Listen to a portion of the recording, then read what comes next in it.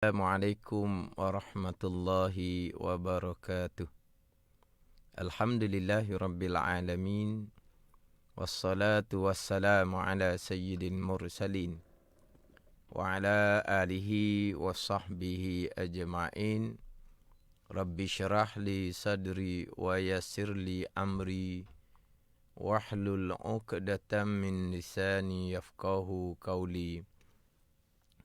Subhanaka la ilma lana illa ma 'allamtana innaka antal alimul hakim wala haula wala quwwata illa billahil aliyyil azim.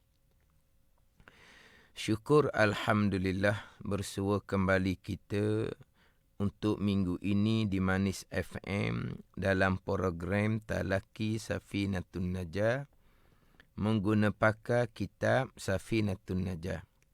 Hari ini hari Jumaat sebagai hari ilmu di Mani FM. Setiap jam 6 petang akan bersama-sama menimba ilmu pengetahuan dalam soal agama.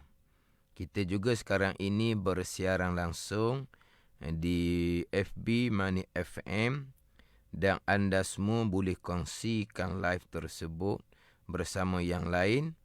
Semoga segala ilmu yang saya kongsikan dapat kita sama-sama amalkan. Jadi insya-Allah untuk petang ini akan menyambung pembicaraan rukun iman yang keenam. Menggunakan pakar kitab Safinatun Najah. Edisi Jawinya muka surat 2 baris bawah sekali. Qala al-muallifu rahimahullahu ta'ala wa nafa'ana bi'ulumihi amin wa bil qadri khairihi wa syarrihi minallahi ta'ala. Terjemahan dia dan keenam.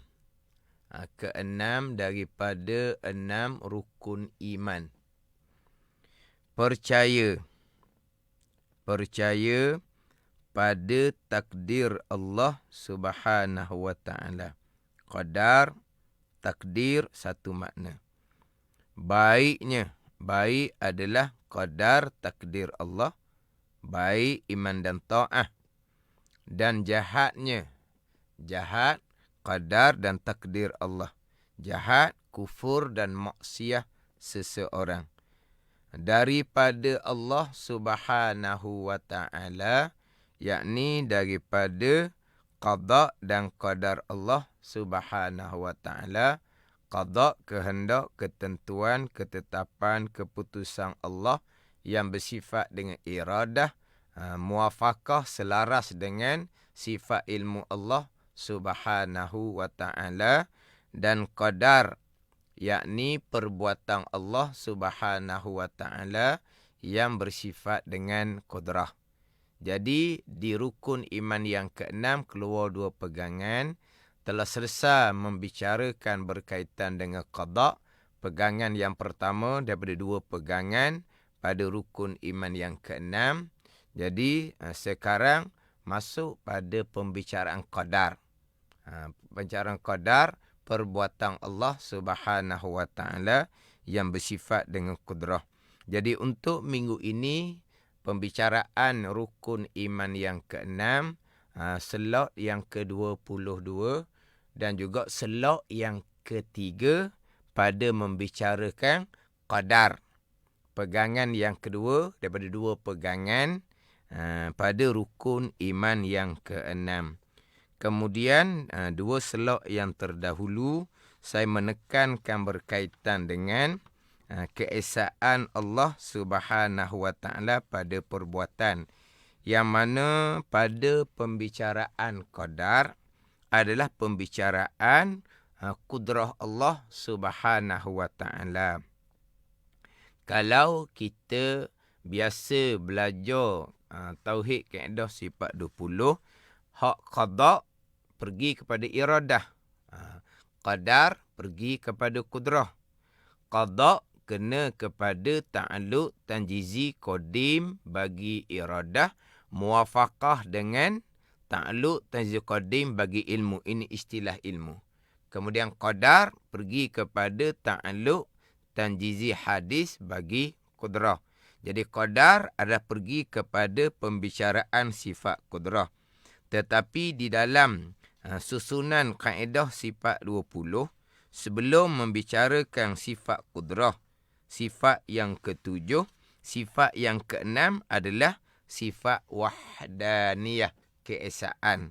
Kemudian keesaan pergi kepada 3, keesaan pada zat, keesaan pada sifat, keesaan pada perbuatan. Jadi daripada keesaan pada perbuatan, pergi kepada pembicaraan sifat yang ketujuh, sifat qudrah. Semua perkara yang berlaku adalah datang daripada perbuatan Allah yang bersifat dengan qudrah, dipanggil qadar. Tetapi dimulai dengan wahdaniyah, fokus kepada keesaan Allah pada perbuatan yang keluar 2 makna, kemudian tertolak 2 kesyirikan. 2 kesyirikan pada perbuatan. Jadi, hak minggu lepas tu, saya sebut dah hak berkaitan dengan keesaan pada perbuatan 2 makna. Kemudian, ternapi, tertolak kesyirikan 2 makna, 2 kesyirikan. Tetapi saya bicara hanya sepitah lalu sahaja. Kemudian terus pergi kepada pembicaraan qadar, perbuatan Allah Subhanahu wa ta'ala yang bersifat dengan qudrah.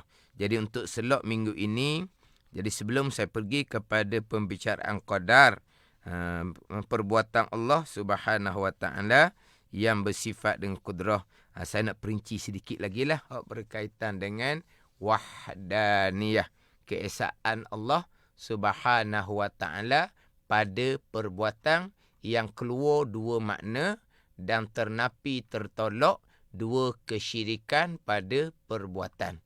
Jadi, keesaan pada perbuatan yang biasa saya akan kemukakan, akan datangkan makna keesaan pada perbuatan daripada kitab Kifayatul Awam.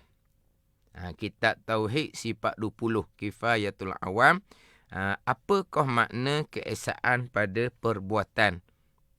Keesaan pada perbuatan, saya ringkasnya, kesemua yang berlaku adalah perbuatan Allah. Perkara yang baik, perkara yang jahat, perkara yang berlaku di bumi, perkara yang berlaku di langit, perkara yang berlaku di dunia, perkara yang berlaku di akhirah, tidak terkecuali walaupun sebesar zarah, yang berlaku kesemuanya adalah qadar, perbuatan Allah Subhanahu wa ta'ala yang bersifat qudrah. Itu makna keesaan pada perbuatan. Tapi saya nak datangkan makna keesaan pada perbuatan dalam kitab Kifayatul Awam. Wa makna wahdatihi ta'ala fil af'al. Dan bermula makna keesaan Allah Subhanahu wa ta'ala pada perbuatan. Annahu laisa li ahadin minal makhluqati fa'lun li'annahu ta'ala al-khaliqu li'af'alil makhluqati minal anbiya'i wal malaikati wa ghairihima. Dan bermula makna keesaan pada perbuatan ialah sesungguhnya tiada bagi satu daripada makhluk pun, tiada bagi satu daripada makhluk pun perbuatan. Tidak ada bagi makhluk satu perbuatan pun, tidak ada. Kenapa? Kerana Allah Subhanahu wa ta'ala al-khaliqu yang menjadikan li'af'alil makhluqati akan persekala perbuatan makhluk. Keesaan pada perbuatan dengan makna tidak ada bagi satu daripada makhluk pun, tidak ada walaupun hanya satu perbuatan, kerana Allah Subhanahu wa ta'ala lah yang menjadikan akan sekalian perbuatan makhluk. Makhluk mana ni yang tidak ada walaupun hanya satu perbuatan? Makhluk ni minal anbiya'i, daripada para nabi. Para Nabi pun tidak ada perbuatan. Semua yang berlaku, ianya adalah perbuatan Allah Subhanahu wa ta'ala. Wal malaikati. Mana makhluk yang tidak ada walaupun hanya satu perbuatan. Malaikah pun tidak ada perbuatan. Kesemua yang berlaku adalah perbuatan Allah Subhanahu wa ta'ala. Sebab sebagaimana para Nabi, para malaikat pun adalah makhluk Allah Subhanahu wa ta'ala. Makhluk Allah lemah.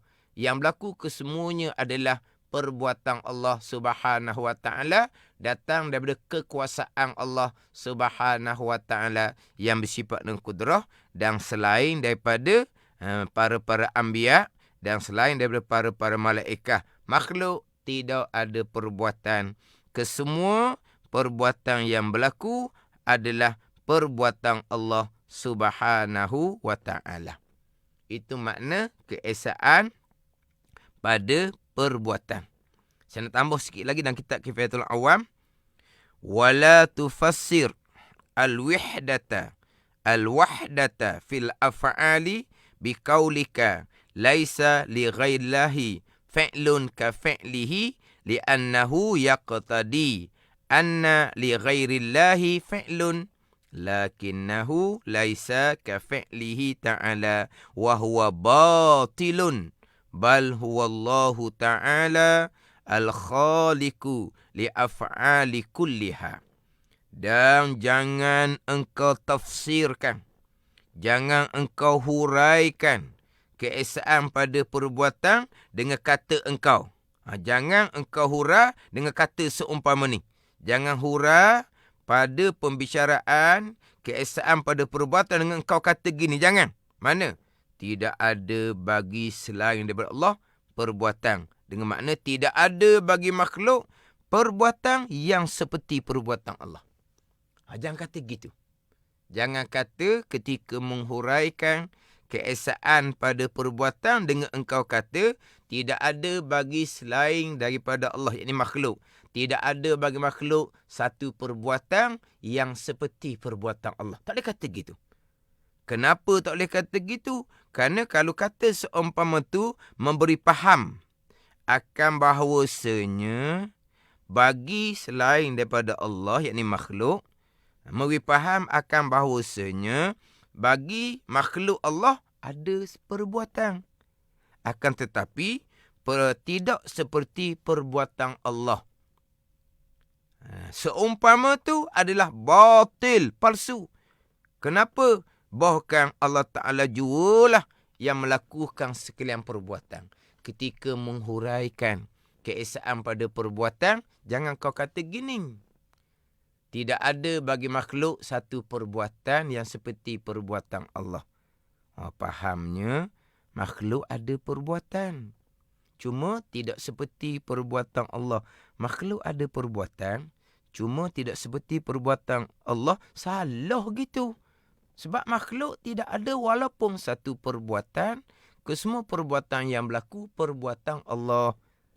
Jadi nak hura ketika menghuraikan keesaan pada perbuatan tu.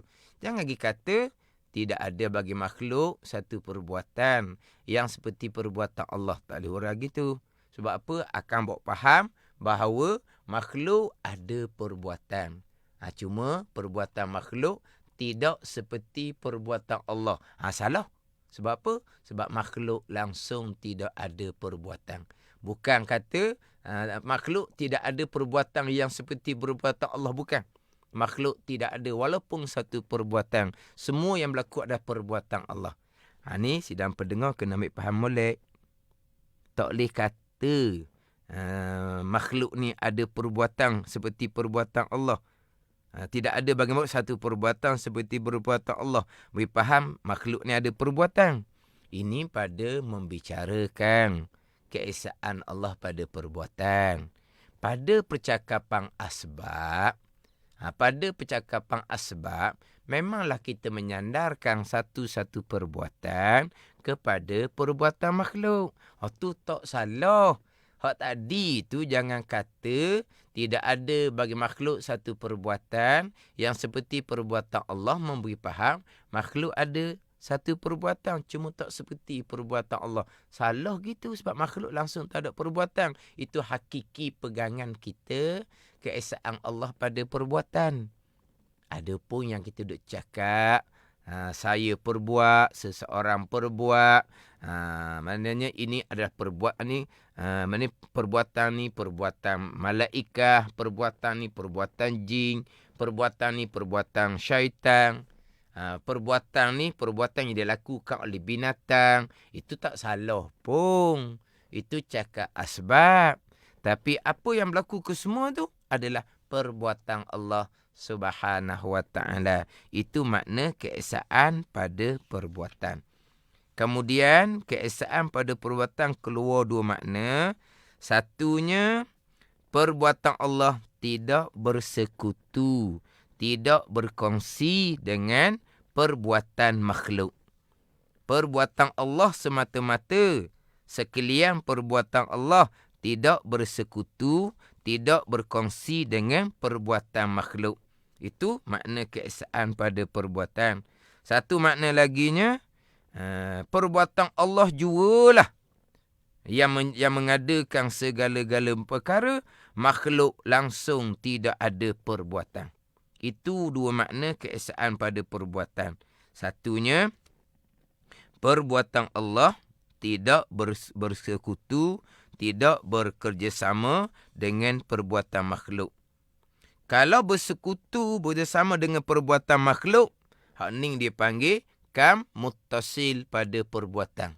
Maknanya, syirik pada perbuatan, separuh perbuatan Allah, separuh perbuatan makhluk. Ni. Hak ni dia panggil kam muttasil. Kam berbilang yang memperbuat. Allah perbuat tapi berkongsi dengan makhluk perbuat secara muttasil, secara berhubung, secara bekerjasama. Itu mensyirikkan Allah pada perbuatan. Separuh perbuatan Allah, separuh perbuatan makhluk. Ini pegangan yang khilaf ulama' sama ada kafir ataupun pegangan yang dosa besar. Atas pandangan pegangan di dosa besar, di sisi Allah, serah kepada Allah Subhanahu wa ta'ala. Kata setengah ulama' yang menyatakan bahawa mensyirikkan Allah pada perbuatan secara perbuatan Allah bekerjasama dengan perbuatan makhluk, tidak dihukumkan kafir hanya pada hukum dunia, tapi pada hukum akhirat tetap kafir, kekal neraka selama-lamanya. Mana contoh? Perbuatan Allah berkongsi dengan perbuatan makhluk. Contohnya pegangan Qadariyah. Ini saya akan bicara nanti. Pegangan Qadariyah, perbuatan Allah letak kudrah pada seseorang hamba. Allah letak kudrah pada seorang hamba. Kudrah ni panggil tenaga ke, energi ke. Allah letak kudrah pada seseorang hamba, letak kudrah pada makhluk. Setakat tu je perbuatan Allah. Selepas daripada tu, kudrah yang ada di hamba ni lah, kudrah yang ada di makhluk ni lah yang menghasilkan pekerjaan hamba. Jadi perbuatan Allah menjadikan kudrah di hamba. Kemudian selesai perbuatan Allah, perbuatan hamba sendiri dengan kudrah yang Tuhan letak di hamba yang pula yang berperanan. Bukan lagi perbuatan Allah. Ini panggil mensyirikkan Allah pada perbuatan. Mana apa? Perbuatan Allah separuh je. Letak kudrah di hamba, beres perbuatan Allah. Kudrah di hamba ni lah pula yang menjadikan perbuatan dia. Itu panggil apa? Berkongsi. Perbuatan Allah separuh, perbuatan makhluk separuh. Ini kam mutasi pada perbuatan yang khilaf pada kafir. Setengah pan mengatakan kafir pegangan, setengah pan mengatakan dosa besar. Tapi atas pandangan kata dosa besar ni di sisi Allah, serah kepada Allah. Kata setengah tidak dihukum kafir atas hukum dunia, tetapi hukum akhirah di sisi Allah tetap kafir. Contoh lagi ni nasihat saya akan perici di slot akan datang. Mana contoh berkongsi? Allah letak tajam di pisau. Allah jadikan tajam di pisau. Ketajaman di pisau tu Allah yang jadikan. Selepas Allah jadikan tajam di pisau, siap selesai kerja Allah. Tajam tu sendiri yang memutuskan sesuatu. Tajam yang pisau yang tajam tu memutuskan sesuatu. Bukan Allah yang memutuskan, tetapi dengan tajam yang Tuhan bubuh di pisau. Jadi perbuatan Allah letak tajam di pisau, siap perbuatan Allah, sambung perbuatan memutuskan adalah perbuatan tajam di pisau. Jadi maknanya tidak keesaan pada perbuatan. Bukan hanya Allah yang perbuat. Allah perbuat separuh sahaja. Letak tajam di pisau, letak panah di api. Lepas daripada itu, tajam sendiri yang memutuskan, panah di api sendiri yang menghanguskan. Ini dinamakan muttasil pada perbuatan yang khilaf pada kafir. Satu lagi makna keesaan pada perbuatan. Tidak ada bagi makhluk walaupun hanya satu perbuatan yang berasingan daripada perbuatan Allah. Berasingan macam mana? Allah perbuat kerja Allah. Buat langit, buat bumi, buat siang, buat malam, lahirkan manusia, matikan manusia. Itu perbuatan Allah. Kemudian gerak diam hamba ni tidak berkait dengan perbuatan Allah. Secara munfasil dia panggil. Infisal. Apa dia infisal? Berasing-asing. Perbuatan Allah, kerja Allah besar-besar. Kemudian perbuatan makhluk ni, perbuatan makhluk mutlak yang langsung tidak berkait dengan kekuasaan Allah. Hak Mu'tazilah Qadariyah tadi, perbuatan hamba sendiri tapi dengan kudrah yang Tuhan jadikan di hamba. Ini tidak. Tidak ada kaitan dengan perbuatan Allah. Tidak ada kaitan dengan kuasa Allah. Semata-mata hamba sendirilah yang menjadikan perbuatan diri hamba secara infisal, berasing, tidak berkait dengan perbuatan Allah. Ini kafir ijma' ulama'. Semata-mata pisau. Semata-mata pisau yang memutuskan. Langsung tidak berkait dengan perbuatan Allah Subhanahu wa ta'ala. Hak ni secara infisal, semata-mata pisau, secara tabi'ah, secara menjadi memutuskan, tidak berkait dengan Allah Subhanahu wa ta'ala. Ini pun sama pegangan yang kafir ijma' ulama'. Ini dinamakan munfasi pada perbuatan yang mensyirikkan Allah pada perbuatan yang kafir ijma' ulama'. Kemudian saya sudah tekan pada pembicaraan qada' terdahulu berkaitan dengan timbul pegangan yang terpesong. Perbuatan Allah hanya buat langit, buat bumi, buat siang, buat malam, lahirkan manusia, kemudian matikan manusia. Adapun perbuatan di hamba sendiri, kita pergi pada perbuatan di manusia sendiri, dalam kehidupan bertahun-tahun, berpuluh-puluh tahun, tidak ada qada Allah. Allah tidak menghendaki, Allah tidak menentukan, Allah hanya mengetahui sama ada seseorang memilih dan melakukan perkara baik ataupun perkara jahat. Ini memang pegangan yang sangat terpesong.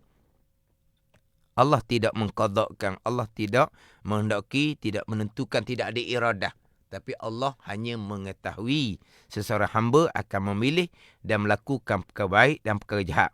Hal ni lebih sesat daripada Mu'tazilah yang sesat, yang hanya menafikan iradah Allah, kehendak ketentuan Allah pada perkara jahat sahaja. Perkara baik, qada Allah Subhanahu wa ta'ala. Tapi golongan yang terpesong yang banyak sekarang ni, baik ke jahat, tidak ada kehendak Allah, tidak ada iradah. Kehendak ketentuan Allah tidak ada, hanya ada ilmu. Kehendak dan kehendak iradah Allah hanya buat langit, buat bumi, buat siang, buat malam, perjalankan planet, lahirkan manusia, matikan manusia. Itu adalah iradah Allah, qada, kehendak dan ketentuan Allah. Dalam kehidupan manusia, sepanjang kehidupan ni, tidak ada iradah Allah. Manusia memilih sendiri sebebas-bebasnya. Allah hanya mengetahui, tidak ada iradah Allah Subhanahu wa ta'ala. Ini pegangan yang lebih sesat daripada pegangan Mu'tazilah yang hanya menafikan qada Allah pada perkara jahat. Kemudian golongan terpesong ni, berhasillah perbuatan baik yang dilakukan oleh seseorang hamba, berhasillah jadilah perbuatan jahat yang dilakukan oleh seseorang hamba. Baik jahat tadi Allah tidak kehendak, Allah Ta'ala tidak tentukan, tidak diiradah. Berhasil itu dengan keizinan Allah. Apa maksud dengan keizinan Allah? Kita ahli sunnah, keizinan Allah qada'. Biiznillah, biqada'illah wa qadarih. Biiznillah, biiradatillah wa qudratih. Ni kalau kita dengar izin Allah. Dengar qada'. Golongan terpesong ni dengan izin Allah, bukan Allah yang buat. Tapi Allah tidak menghalang. Allah tidak menyekat. Kalau Allah halang, tak jadi. Kalau Allah sekat, tak jadi. Tapi jadi tu bukan Allah buat. Dengan keizinan Allah, Allah tidak halang, Allah tidak sekat. Jadi hamba yang melakukan sendiri. Hamba yang menjadikan sendiri. Hamba yang berbekas sendiri. Hamba berbekas sendiri ni secara mana? Secara ittisal ataupun infisal. Secara ittisal, hamba berbekas sendiri dengan kudrah tenaga yang Tuhan letak di hamba. Itu Mu'tazilah Qadariyah yang khilaf pada kafir. Itu kan mutasi pada perbuatan. Hamba berbekas sendiri, mutlak tidak berkait dengan Allah Subhanahu wa taala, atau kafir ijma' ulama, atau kan munfasi pada perbuatan. Ini saya pernah sebut pada pembicaraan qada terdahulu, golongan yang terpesong yang menafikan iradah Allah pada perkara baik dan juga pada perkara jahat. Allah hanya mengetahui seseorang hamba akan memilih dan melakukan perkara baik dan perkara jahat. Itu bukan terpesong, berhasillah perkara baik, berhasillah perkara jahat, jadi perkara baik, jadi perkara jahat, bukan datang daripada perbuatan Allah Subhanahu wa taala. Dengan keizinan Allah, dengan makna bukan Allah perbuat, hanya Allah tidak sekat, hanya Allah tidak halang. Kemudian jadi itu pula secara berkongsi dengan perbuatan Allah, ataupun jadi itu berasingan daripada perbuatan Allah. Ni kalau jadi itu dengan kudrah yang Tuhan jadikan di hamba tu, Mu'tazilah Qadariyah. Khilaf pada kafir, mensyirikkan Allah pada perbuatan. Kalau jadi berhasil perbuatan hamba, tidak ada kaitan dengan Allah Subhanahu wa taala, atau kafir ijma' ulama. Itu mensyirikkan Allah pada perbuatan dua makna. Mengesakan Allah pada perbuatan dua makna. Mensyirikkan Allah pada perbuatan dua makna. Kemudian berkaitan dengan mensyirikkan Allah pada perbuatan ni saya akan perinci lagi di selok-selok akan datang. Jadi kita balik semula, selesai dah kitanya keesaan pada perbuatan. Kita pergi kepada kesemua perbuatan yang berlaku adalah perbuatan Allah Subhanahu wa taala yang bersifat dengan kudrah. Ini dipanggil qadar. Ini dipanggil qadar. Sekalian perkara berlaku adalah datang daripada qadar perbuatan Allah Subhanahu wa taala yang bersifat dengan kudrah. Perbuatan yang baik, perbuatan jahat yang berlaku di bumi, di langit, di dunia, di akhirah. Perbuatan yang zahirnya datang daripada manusia, yang zahirnya datang daripada selain daripada manusia, yang zahirnya perbuatan tu pilihan manusia, yang zahirnya perbuatan itu terjadi tanpa pilihan manusia, kesemuanya adalah qadar perbuatan Allah Subhanahu wa taala yang bersifat dengan kudrah. Sebesar zarah pun tidak berlaku, melainkan kesemuanya adalah perbuatan Allah Subhanahu wa taala yang bersifat dengan kudrah. Tidak ada perkara yang berlaku secara illah, secara turut, dan tidak ada perkara yang berlaku secara tabi'ah, secara semula jadi. Kesemua yang berlaku adalah datang daripada perbuatan Allah Subhanahu wa taala yang bersifat dengan kudrah. Tidak ada perkara yang berlaku secara illah. Allah menggerakkan. Itu contoh kita lah yang paling hampir.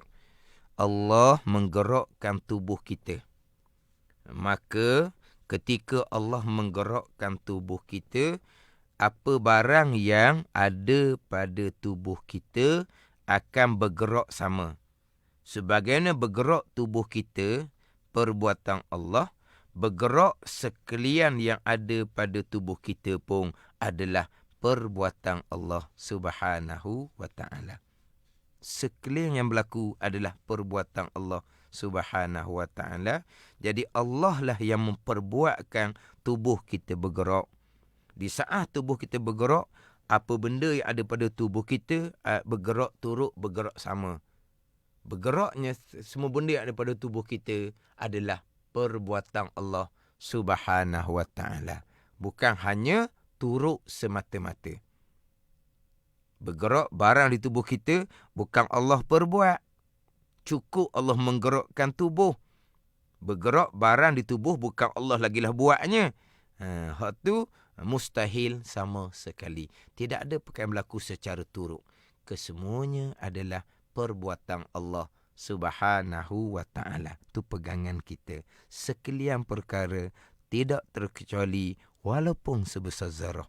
Kesemuanya adalah datang daripada perbuatan Allah Subhanahu wa ta'ala. Kalau nak pergi panjang lagi banyaklah. Bergeraknya kenderaan Allah yang perbuat.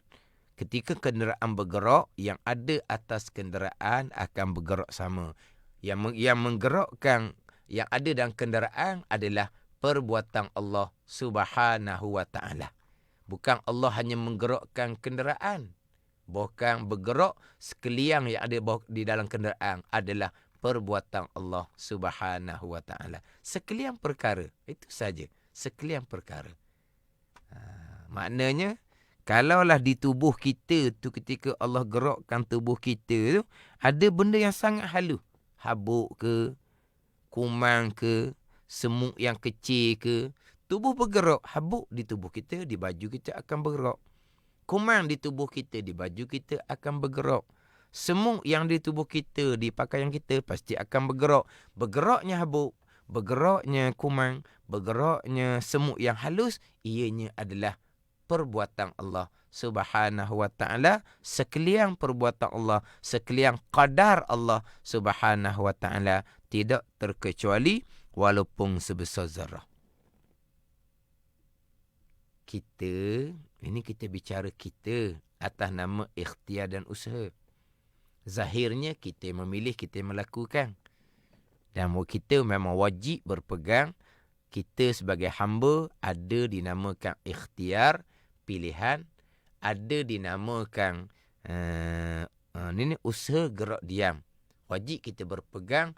Hamba ada pilihan dan perbuatan.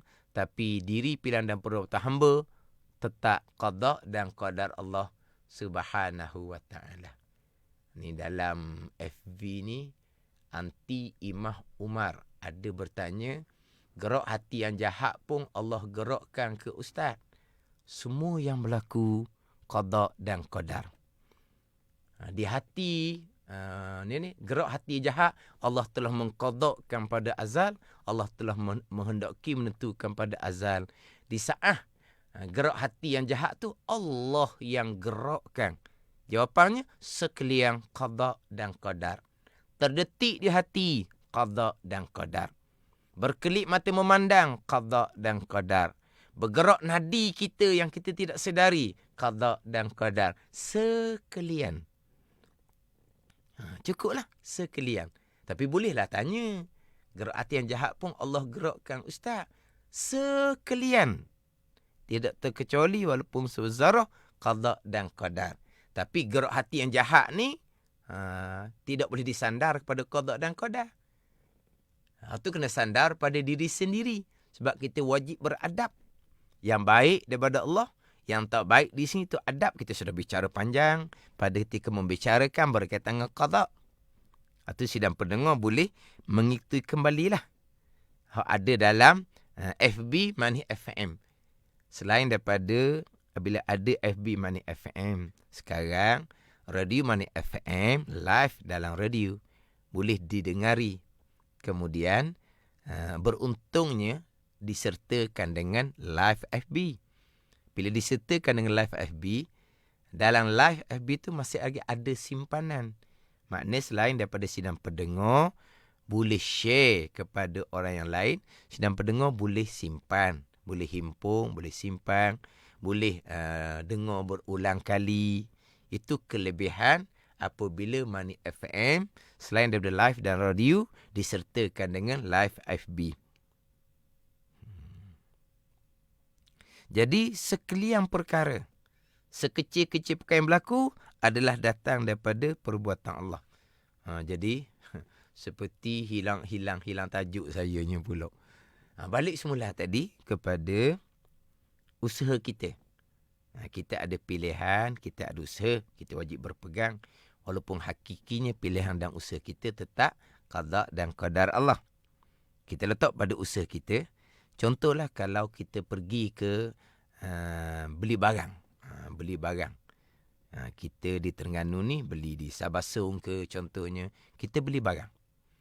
Apabila kita bercadang nak beli barang banyak, kita akan cari troli lah. Kalau cari bako tu barang tak banyak. Kalau barang banyak kita cari troli. Bila kita letak barang atas troli, kita tidak perlu lagi dah menggerakkan barang. Kita hanya cukup menggerakkan troli. Kita sudah tidak lagi pegang barang. Kita letak barang dalam troli, kita tolak troli, kita tolak barang. Barang tu kita dak setuh dah. Dak cara dah barang tu. Kita hanya tolak troli. Bila kita tolak troli, barang banyak tu akan bergerak sama. Yang mana kita tak perlu dah nak tolak. Maknanya pada zahir, kita gerakkan troli, barang tu bukan kita yang gerakkan. Barang tu semata-mata turut troli yang kita gerakkan. Ini pada zahir. Itu usaha kita ni. Ini pada zahir itu usaha kita. Jadi kita tolak troli, perbuatan kita. Bergerak barang troli, bukan perbuatan kita. Kita tak tolak barang dalam troli, kita tak pegang pun. Jadinya, daripada kita tolak troli, maka barang dalam troli pun akan turut bergerak sama. Adakah perbuatan kita bergerak barang dalam troli? Tidak. Hanya semata-mata turut troli yang kita gerakkan. Ini kita cerita ikhtiar usaha kita. Kita balik pada hakiki sebenar-benarnya. Bergeraknya troli adalah qadar perbuatan Allah. Bergerak tubuh kita ni qadar perbuatan Allah. Kita pun pegang troli.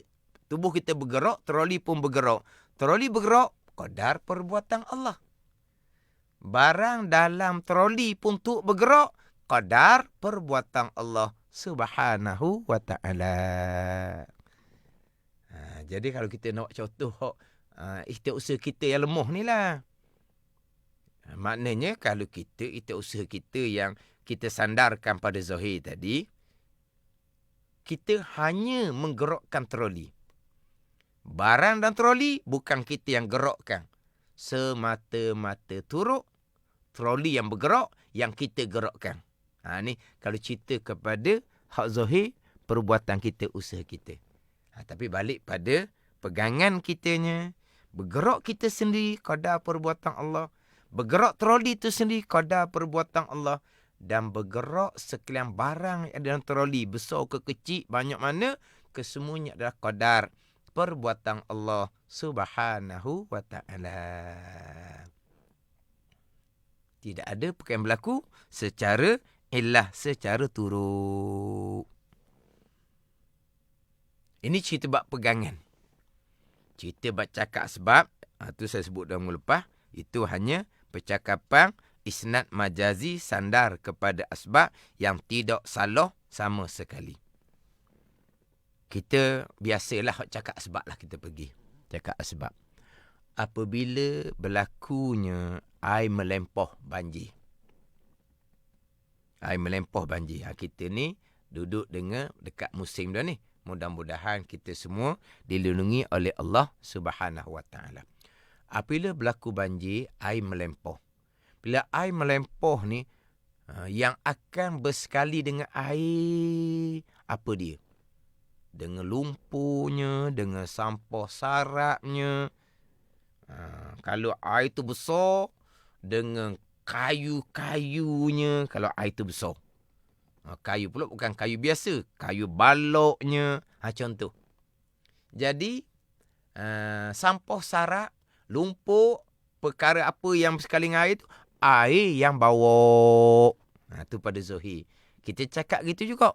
Lepas air surut saja, maka kita pun gotong royong lah.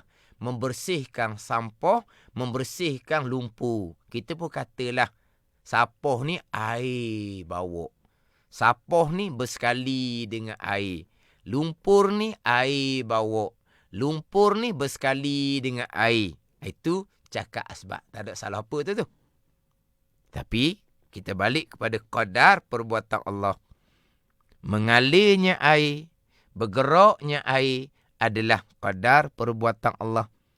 Di saat Allah menggerakkan air, Allah menggerakkan juga lumpur. Dan di saat Allah menggerakkan air, Allah jugalah yang menggerakkan lumpur dalam air. Bukan hanya perbuatan Allah menggerakkan air sahaja, tidak. Ketika air bergerak, sampah bergerak, lumpur bergerak, kayu-kayu bergerak. Sebagaimana bergeraknya air, qadar perbuatan Allah. Begitu juga bergeraknya sampah, bergeraknya lumpur, bergeraknya kayu-kayu, ianya adalah datang daripada perbuatan Allah Subhanahu wa ta'ala. Sekalian perkara. Itu saja. Tidak terkecuali walaupun sebesar zarah. Tapi ini perici. Untuk kita betul-betul memahami dan kita berpegang sekalian perkara adalah qadar perbuatan Allah. Keesaan Allah pada perbuatan. Mentauhidkan Allah pada perbuatan.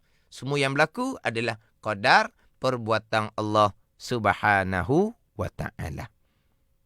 Hak cakap asbab, tu cakap asbab. Cakap asbab tu cakap asbab lah.